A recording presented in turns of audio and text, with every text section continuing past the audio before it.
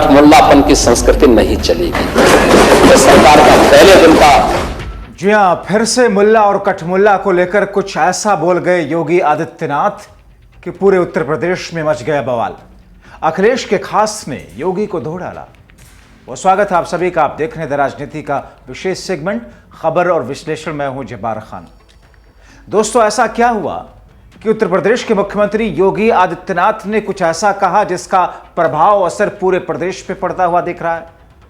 आखिर मुल्ला और कठमुल्ला शब्दों का प्रयोग करते हुए योगी आदित्यनाथ ने उत्तर प्रदेश के विधानसभा के अंदर वो कौन सी बात कह दी जिसकी बुनियाद पर अखिलेश यादव के बेहद खास विधायक ने योगी आदित्यनाथ को पानी पिला दिया। क्या योगी आदित्यनाथ के इन शब्दों के कड़वाहट के पीछे उनका बीजेपी के अंदर किसी किस्म का कोई टसल से जुड़ाव हो रहा है, जिस वजह से ऐसे शब्दों का प्रयोग विपक्ष पर भड़ास निकालकर वो सदन के अंदर निकाल रहे हैं? आखिर योगी आदित्यनाथ की भाषा को हुआ क्या है दोस्तों, जिससे पूरे प्रदेश में बवाल समझ रहा है? आपको विस्तार से बताते हैं दोस्तों। ऐसा लगता है कि उत्तर प्रदेश के मुख्यमंत्री योगी आदित्यनाथ को बीजेपी कुछ ऐसी परेशानी में या बीजेपी के अंदर कुछ ऐसी परेशानी हो रही हो जिसका असर उनकी भाषा में देखने को मिल रहा है। लगता है कि वो विपक्ष यानी कि सपा और कांग्रेस पर भड़ास निकालते हुए अपनी कड़वाहट का एहसास बीजेपी आलाकमान को करा रहे हों। लगातार कई बार विधानसभा में योगी आदित्यनाथ ने जो कहा वो कुछ इसी तरफ इशारा कर रहा है। योगी आदित्यनाथ ने जो कहा उससे अल्पसंख्यक समाज के साथ साथ विपक्षी पार्टियों सपा और कांग्रेस में रोष देखने को मिला। इसीलिए योगी की कड़वाहट वाली भाषा पर अखिलेश के विधायक ने योगी की बोलती बंद कर दी। दोस्तों, योगी आदित्यनाथ ने क्या कहा?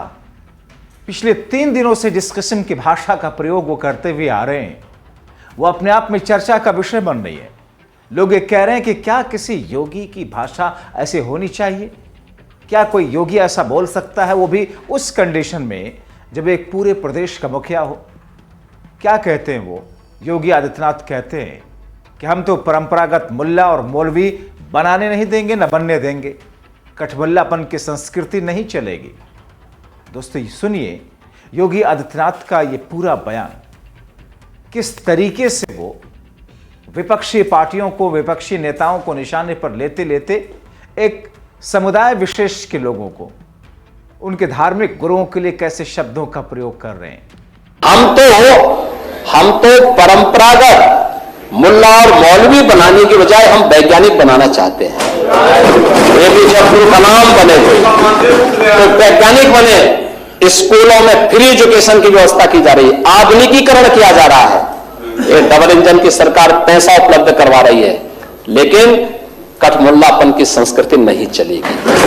तो सरकार का पहले दिन का संकल्प है, हम हर बच्चे के साथ वो ईश्वर की सर्वश्रेष्ठ कृति है, कोई भेदभाव नहीं, उत्तम शिक्षा मिले, अच्छी शिक्षा मिले, आधुनिक शिक्षा मिले, बिना भेदभाव के मिले।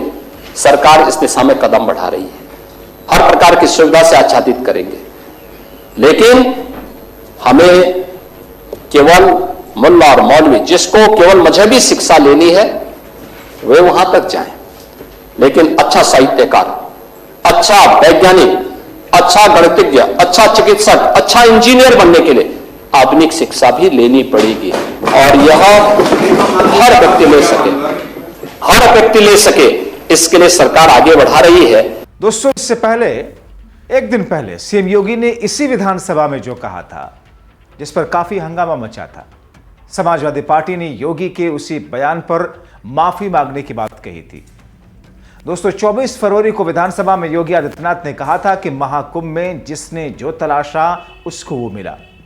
गिद्धों को केवल लाशें मिली, सूअरों को गंदगी मिली, संवेदनशील लोगों को रिश्तों की खूबसूरत तस्वीर मिली, आस्थावान को पुण्य मिला, सज्जनों को सज्जनता मिली, भक्तों को भगवान मिले। योगी आदित्यनाथ ने इन शब्दों का जो प्रयोग किया, हालांकि वो उनकी स्पीच में लिखा हुआ था। जिसने भी उनकी स्पीच तैयार की होगी उसकी मानसिकता आप समझ सकते हैं कि अगर विपक्ष पर निशाना ही साधता है, अगर महाकुंभ में जिस किस्म की अव्यवस्था हुई और जिस तरीके से भगदड़ हुई बद इंतजामी अव्यवस्था के कारण उस पर विपक्ष तो घेरेगा ही। वैसे भी विपक्ष का काम तो जनता की आवाज बनना होता है, सरकार को सही गलत पर टोकना होता है। मगर क्या इस कदर तिलमिलाहट है उत्तर प्रदेश में कि विपक्ष के उन सवालों को लेकर के उनके स्पीच राइटर इस अंदाज में इस तरीके से वहां पर ऐसे शब्दों का प्रयोग करेंगे? हालांकि उन्होंने किसी सोशल मीडिया के पेज से किसी शख्स की लिखी गई बातों को उठाया था, लेकिन कोट तो उन्होंने किया। मुख्यमंत्री ने विधानसभा के अंदर पढ़ा। सुनिए योगी आदित्यनाथ ने किस तौर पर क्या कुछ कहा था। महोदय, मुझे सोशल मीडिया हैंडल पर एक बात बहुत अच्छी लगी। एक सज्जन ने इस बात को कहा और उसने जो लोग महाकुंभ का विरोध कर रहे थे उनके बारे में उसने बहुत सटीक टिप्पणी की। उन्होंने कहा कि पिछले 1.5 महीने में आप वामपंथियों समाजवादियों की बाल खगाल लीजिए, महाकुंभ को लेकर के विश्व भ्रमण के अलावा कुछ नहीं दिखेगा। गंदगी, अव्यवस्था, पर्यटकों की परेशानी के अलावा इनकी बजबजाती वाल पर दूसरी कुछ भी नहीं मिलेगा। लेकिन इन सब से इतर धरातल पर इनकी बजबजाती विचारधारा का कोई असर नहीं है। हज के दौरान अव्यवस्था से होने वाली सैकड़ों मौतों पर चुप्पी साध जाने वाले भारत के वामपंथी सेकुलर स्कॉलर महाकुंभ की भव्यता पर उल्टी करते नजर आए हैं।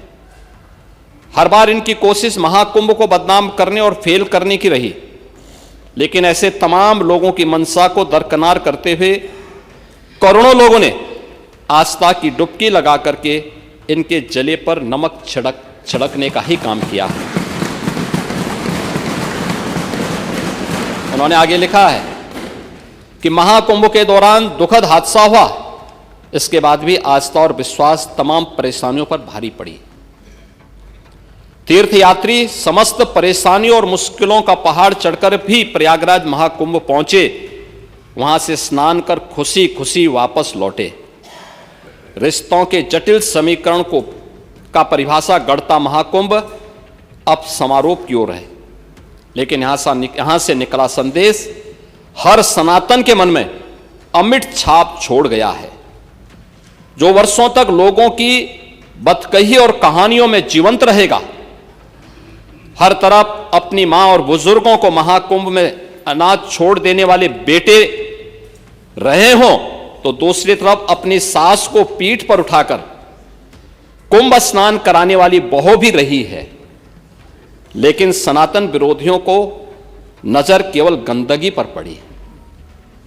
मैं अध्यक्ष महोदय वह चित्र लेके आया हूं।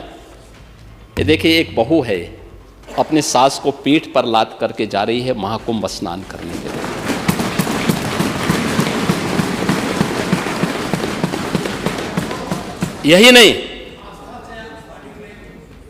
यही नहीं, आगे एक और बात कहते हैं। किसी ने सच कहा कि महाकुंभ में जिसने जो तलाशा उसको वह मिला। गिद्धों को केवल लाश मिली,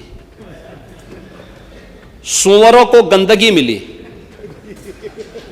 संवेदनशील लोगों को रिश्तों की खूबसूरत तस्वीर मिली, आस्थावानों को पुण्य मिला, सज्जनों को सज्जनता मिली, गरीबों को रोजगार मिला, अमीरों को धंधा मिला, श्रद्धालुओं को साफ सुथरी व्यवस्था मिली, पर्यटकों को अव्यवस्था मिली, सद्भावना वाले लोगों को जाति रहित व्यवस्था मिली, भक्तों को भगवान मिले।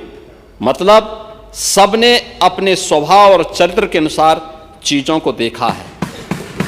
एक ही घाट पर सभी जातीय वर्ग के तीर्थयात्री स्नानार्थी बिना किसी भेदभाव के नहाते रहे। सनातन की सुंदरता आखिर समाजवादी और वामपंथियों को कैसे नजर आएगी? लेकिन इनके द्वारा लगातार किए जाने वाले प्रश्न इनकी नियत को ही संदेह के दायरे में खड़ी करती है। महोदय, ये टिप्पणी अचानक नहीं है। ये टिप्पणी भारत की टिप्पणी है और भारत की भावनाओं की टिप्पणी है। और जो स्वयं कुछ कर नहीं सकते थे, जिन लोगों ने अपने समय में इस पूरे आयोजन को अव्यवस्था और भ्रष्टाचार का शिकार बनाया था, आज वे महाकुंभ पर इस प्रकार की टिप्पणी करके भारत की भावनाओं के साथ ही खिलवाड़ करने का काम कर रहे हैं। और मैं तो केवल इस बारे में एक बात कहना चाहूंगा कि महाकुंभ ने पूरी दुनिया को भारत की सनातन एकता का संदेश देकर के एक भारत श्रेष्ठ भारत के प्रधानमंत्री मोदी जी के विजन को ही चरितार्थ करके दिखा दिया है कि विश्वास है तो पूरा भारत अपना सहयोग देने के लिए उतनी ही तत्परता के साथ खड़ा है जो महाकुंभ में दर्शन होता हुआ दिखाई दे रहा है। उधर दोस्तों, योगी के कड़वे कसीले, या जिसे आप अशोभनीय भी कह सकते हैं, उस पर हंगामा होना बहुत ही स्वाभाविक था। समाजवादी पार्टी के विधायक ने उस पर जो कुछ कहा वो सुन लीजिए, और उसे सुनने के बाद में आपको लगेगा कि उत्तर प्रदेश में 2027 की बरसात ऐसा लग रहा है कि बिछाई जा चुकी है।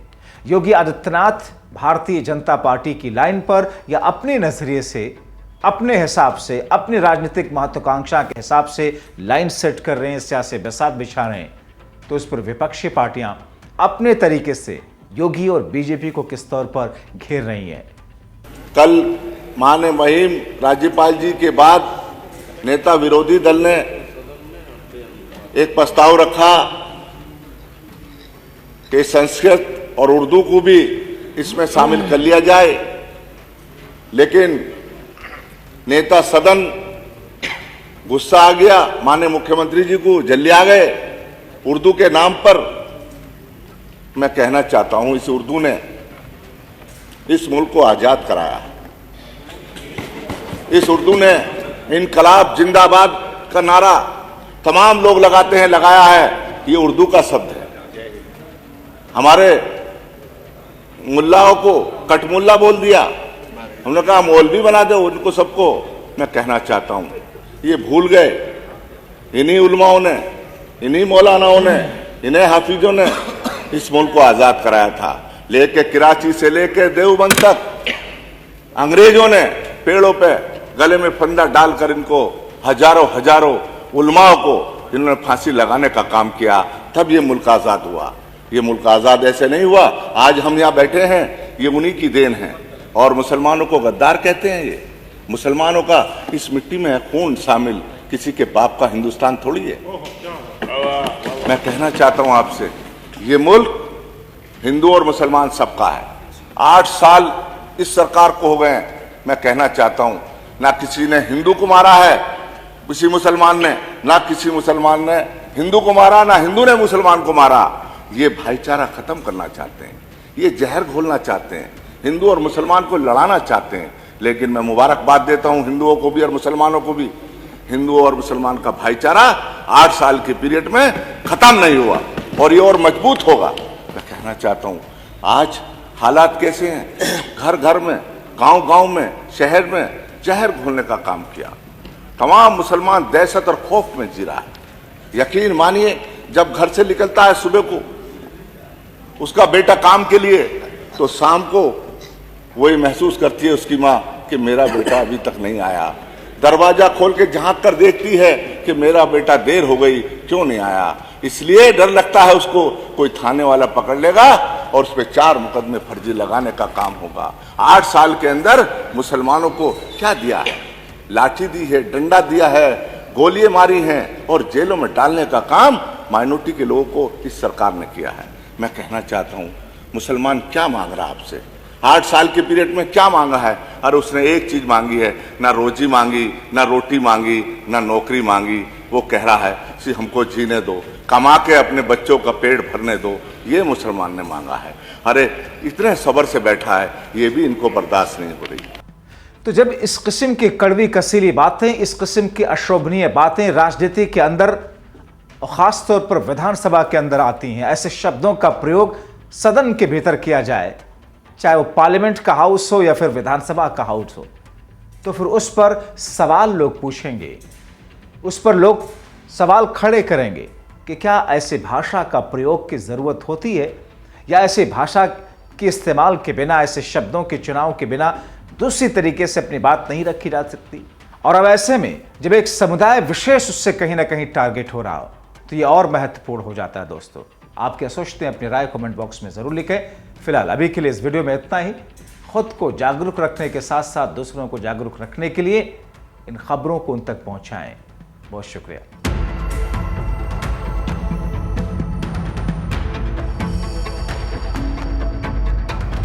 कठमुल्लापन की संस्कृति नहीं चलेगी। ये सरकार का पहले दिन का